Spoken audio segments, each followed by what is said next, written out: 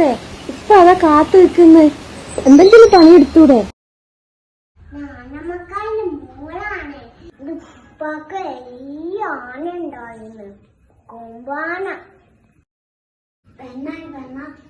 പൊടിപ്പിങ്ങാണെങ്കിലും അറിയണം.